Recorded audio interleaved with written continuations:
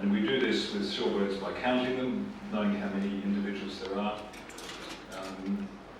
So this is all part of gathering that body of knowledge that helps us to manage these mobile animals moving between many different countries.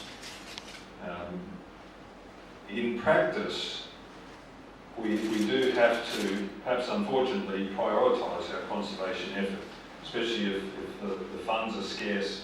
We can't focus our conservation efforts on every part of where every animal occurs.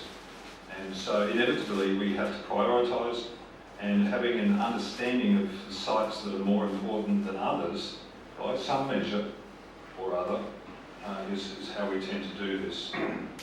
Of course, all habitats and all sites are necessary for the survival of species, but this is the reality that we deal with, and what we know from a site that we focus on, we can apply overall as well. So having that count data is important. There's that scenario with densely packed birds. Not only are they densely packed, but there's more than one species. So that's all right if we recognise that those taller ones at the back are on the end of godwits and the rest are knots, but more often than not it's more complicated than that. Around most of the Australian coast we don't have to deal with mega numbers, but there are places where the numbers are really big, and that requires a lot of planning and experience. This is again on the Gulf of Capricornia. A lot of these photos, I should acknowledge, were taken while working with the Indigenous Rangers of the Capricornia Land Council, so that's been helpful. But as you probably realise, the habitats are very similar to what we have here and elsewhere at the moment. Right, what else do we do with surveys? We can learn about their daily routine, their feeding habits, their cycle, what they do. It all helps to contribute to managing them. We look for those leg flags. We can work out the connections between our site and another place in the flyway. And then there are more applied and specific research activities that we touched on earlier, like marking and satellite tracking. In some parts of the world it's pretty cold when shorebirds are around, so it's not always warm and you have to rug up. But these, what we call spotting scopes, are a key tool for counting shorebirds. Keeps your vision steady, particularly if it's windy or if you're shaking from the cold. And it enables you to zoom in, to increase the magnification sometimes if that's helpful. And these days you can buy some pretty fancy telescopes, quite a few $1,000s, but you can also buy them for well under $1,000 and get quite a useful scope if you don't want to spend that sort of money. I think there's certainly some still around for about $500 or $600, a very basic telescope.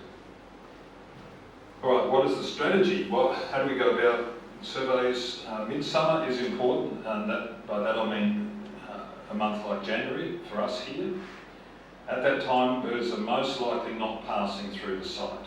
That is a complication in trying to understand numbers at your site, is the fact that, well, actually some of those birds are only here for a few hours or a few days or weeks, and then they're going to be moving on. Earlier when we were talking about the numbers of the different populations in the flyway, most of that knowledge is really based on the non-breeding end, like here and New Zealand. Because if you're trying to do that from data from, say, Shanghai or southern Japan, a lot of the birds there are passing through. And then that just complicates things so much in trying to figure out what's going on. So some accounts here, January or early February, are really crucial towards building an understanding of how many there are in the flyway.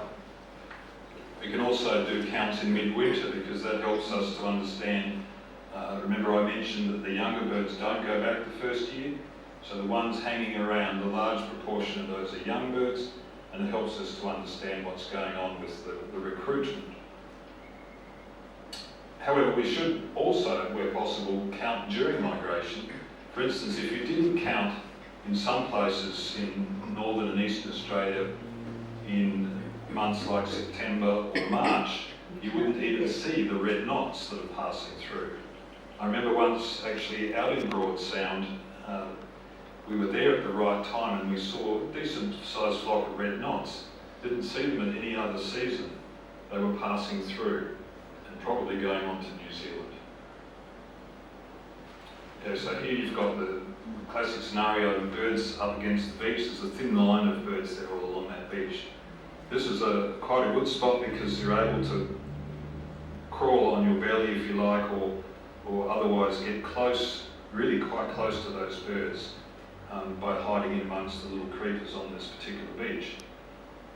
Around here there'll be places like that, but in some situations you're completely exposed. So you have to use another tactic.